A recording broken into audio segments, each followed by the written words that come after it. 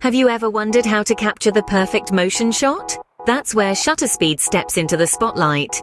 In the realm of photography, shutter speed is a crucial player. It's the length of time the camera shutter remains open, exposing light onto the camera sensor. Let's imagine it as a window. The longer you keep this window open, the more light gets in.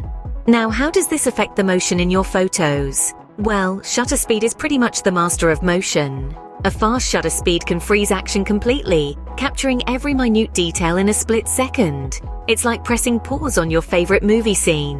On the other hand, a slow shutter speed allows more light in, creating an effect of blur. This can transform a bustling city street into a beautiful flow of lights and colors, or make a rushing waterfall appear as a soft, dreamlike cascade. Now that we understand what shutter speed is, let's dive into how we can use it to our advantage. So how can we capture motion in a way that tells a compelling story? It's all about shutter speed. The shutter speed is the length of time your camera shutter is open, exposing light onto the camera sensor. Essentially, it's how long your camera spends taking a photo. This duration can be fast or slow, and it can dramatically change the outcome of your photo. Imagine you're photographing a hummingbird. A fast shutter speed like 1/2000th of a second could freeze the rapid wing flapping, capturing a moment in time that our eyes could never see on their own. It's as though time stands still.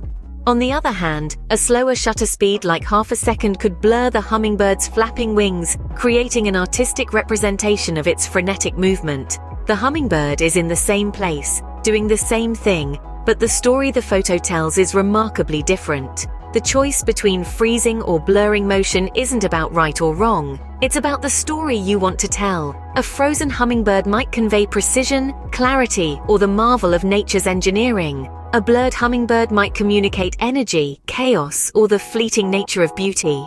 As you can see, the shutter speed plays a vital role in how we capture and interpret motion. It's a powerful tool in your photography arsenal that can dramatically alter the narrative of your images. And that's the art of capturing motion. Choosing the right shutter speed can be a game changer in your photos. But how do you decide what's the right one? Well, the answer lies in understanding your subject and the lighting conditions.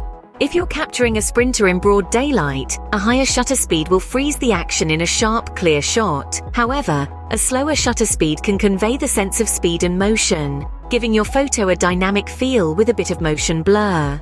Speaking of motion blur, this effect can be quite artistic in certain situations. Picture a bustling city street at dusk. Using a slower shutter speed, you can turn the flurry of movement into a beautiful blur of lights and shadows, capturing the essence of the city's pulse. On the other hand, if you're photographing a bird in flight, you might want to freeze the action. A higher shutter speed will help you catch that perfect moment when the bird spreads its wings against the backdrop of the sky.